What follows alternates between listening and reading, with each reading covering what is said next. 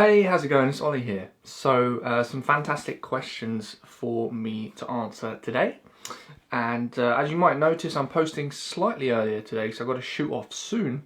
So we're going to dive straight into the questions, give you some awesome answers, and hopefully give you a bit of motivation to go out there and crush it with your business today. So Paul asks, what would be your best tips for generating motivation when building your Amazon business? So this is a great question, and the topic of motivation is super important because obviously when you're running your own business, it's a little bit different from when you have a job. You know, you've got nobody kicking you up the arse, right?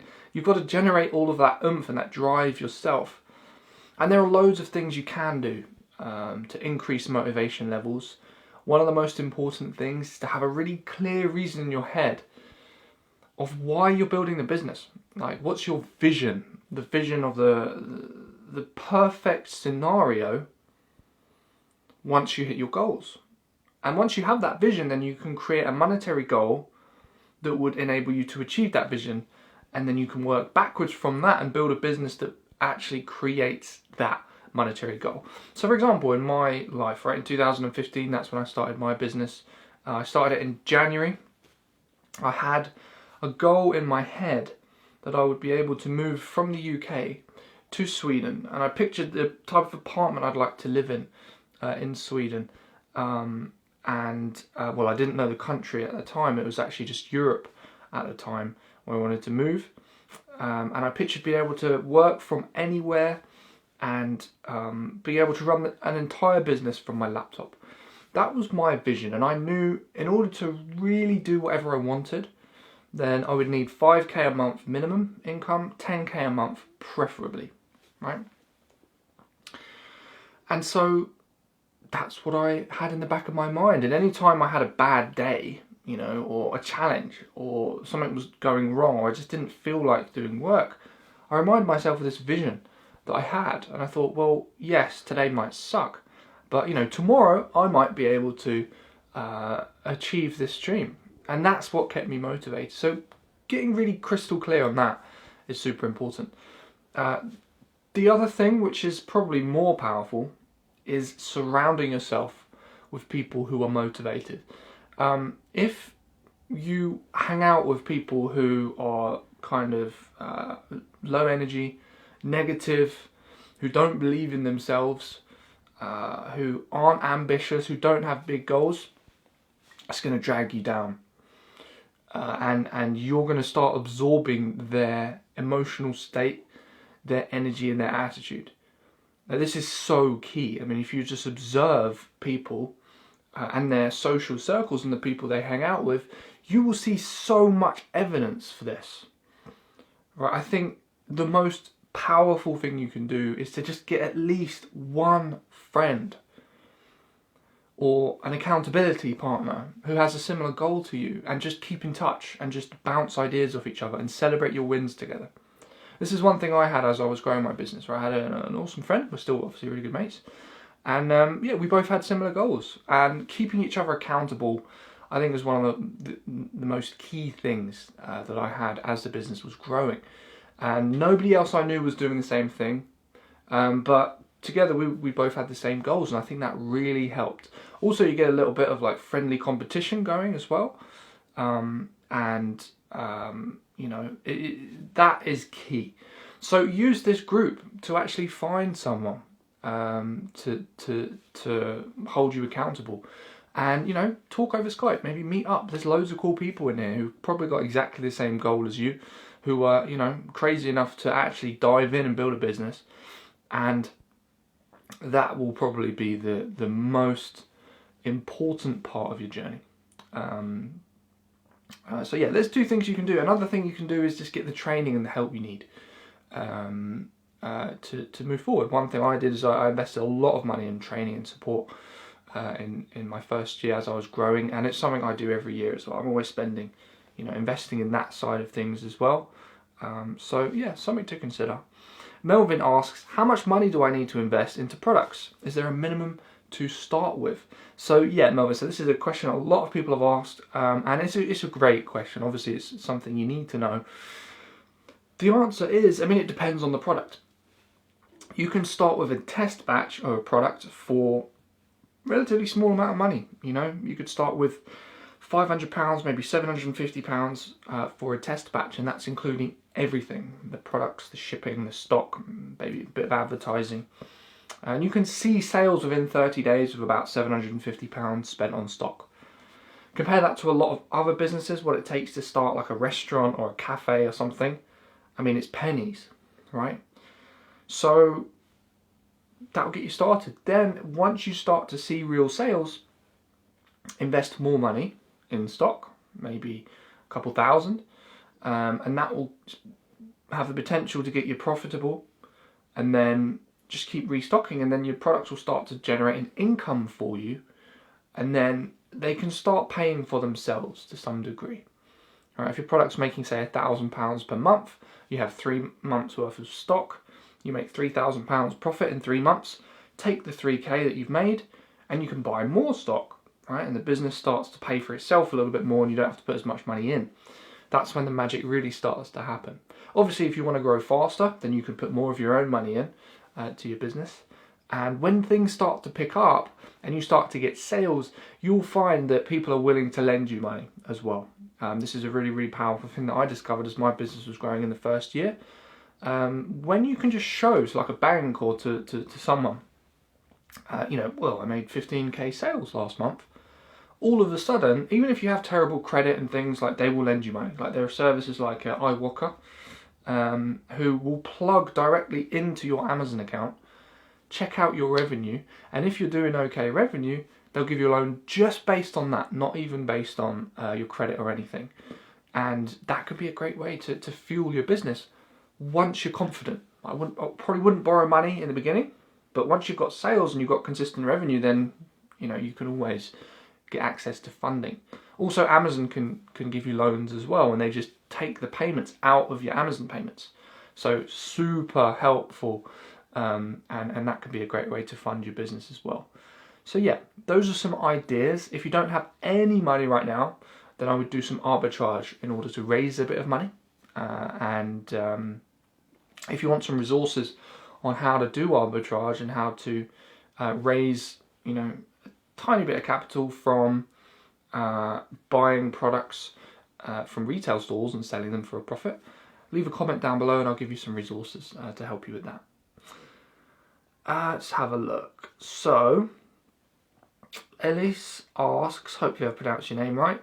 I'm a student. Right now, I'm looking into starting when I will save up a few £100s. Right now, I'm absorbing info like a sponge and learning. Awesome, man. That's one of the first things you should do. I would be interested in sourcing suppliers and to know which is a good or a bad one. So this is a great question, right? In fact, it's super, super, super important to know how to find good suppliers. In fact, it's one of the most important parts of the business. So there's a few things you want to consider when you're looking for a reliable supplier. And I assume you're talking about private labels, right? Because that's really when we're looking for very reliable suppliers. And if you go to Alibaba, there are 3 things we want to look for when you're judging the quality of a supplier.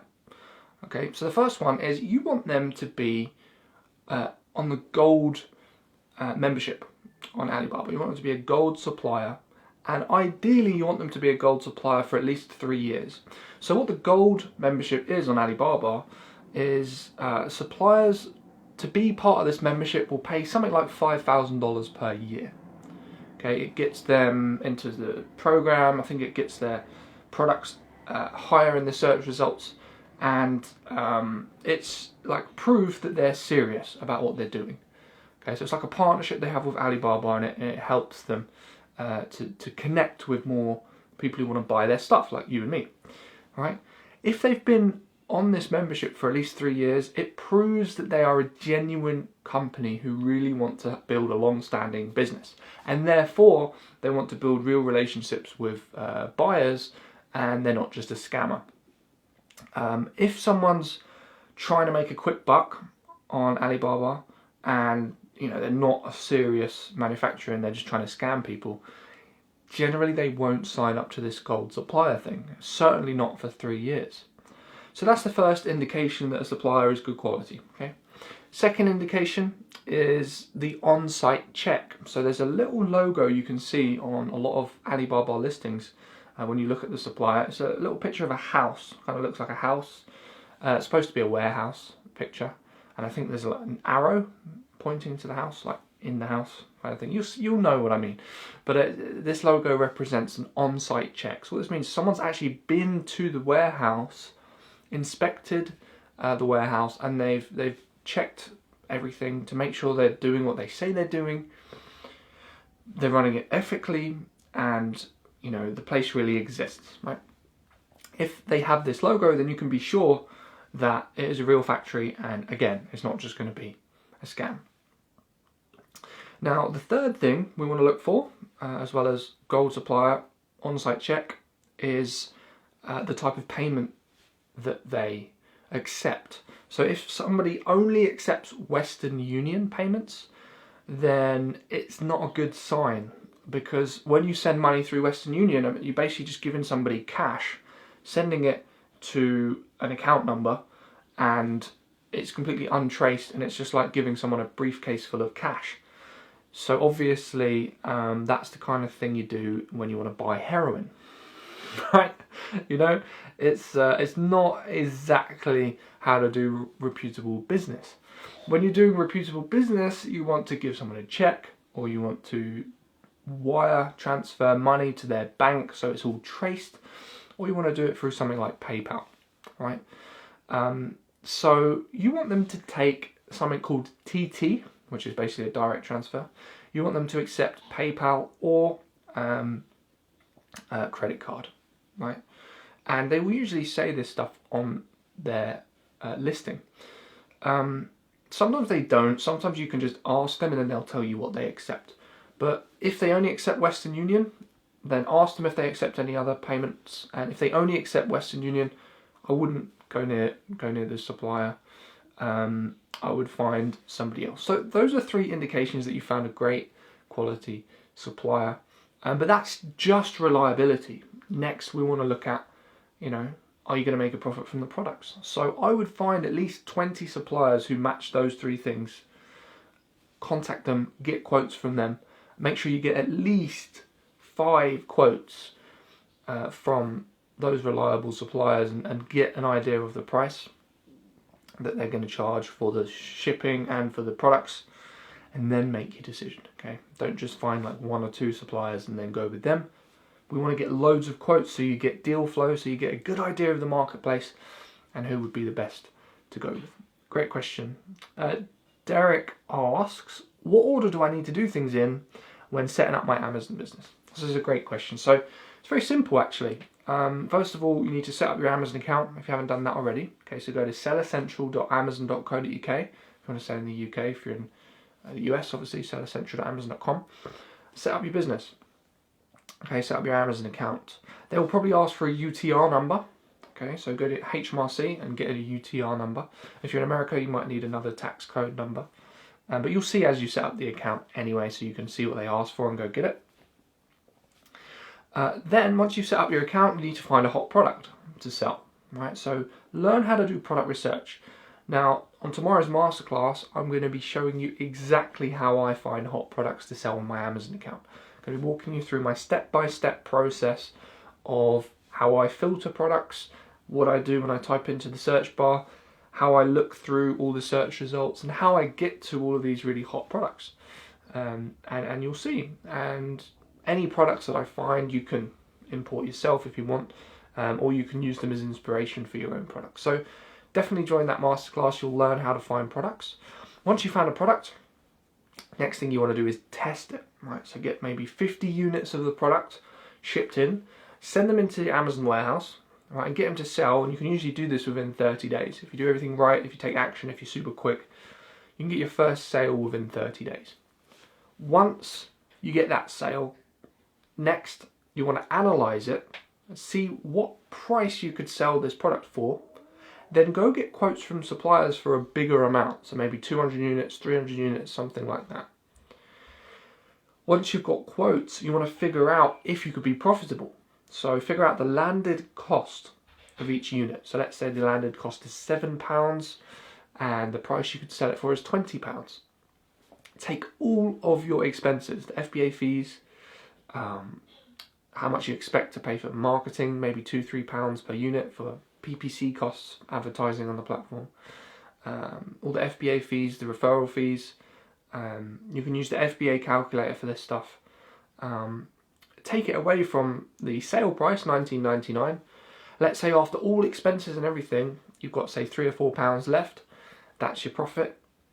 Fantastic. Place the order of 200 or 300 units, get them shipped over, get them to sell consistently, and then you can just keep restocking to keep the sales consistent. That should get you to your first £1,000 profit per month. Okay. Now the great thing is when you have a private label product selling like that, all you pretty much have to do is monitor the marketing and reorder stock when you run out. It's a relatively hands-off business because you don't have to do any of the hard labour to actually run it. So then you can focus on keeping your product selling and importing new products to sell alongside it. So it's a very nice business to run. So those are the steps. And again, if you want to learn how to get started and find your products and how to test them and how to move forward, and also how to trick your brain into feeling motivated, then make sure you join the masterclass. The link is in this post. If you're watching this video outside of the group, by the way, I've put the link here as well below this video, and you'll be able to jump on the masterclass. All right, thank you so much for watching this video. I hope this answered all of your questions. And if you've watched this video outside of the Facebook group, by the way, I'd love to welcome you into the Facebook group and answer your questions. If you go to above or below the video, you should find a link to join the group. If you're listening to this as a podcast, then go to ecommercefreedom.com. You'll see a button on the top that says Q&A Facebook group. You can click on that. It will take you straight to the group. And when you go to the group page, click join. And after you click join, a box will appear with a question, right? And in this box, you can ask a question for me to answer on a video.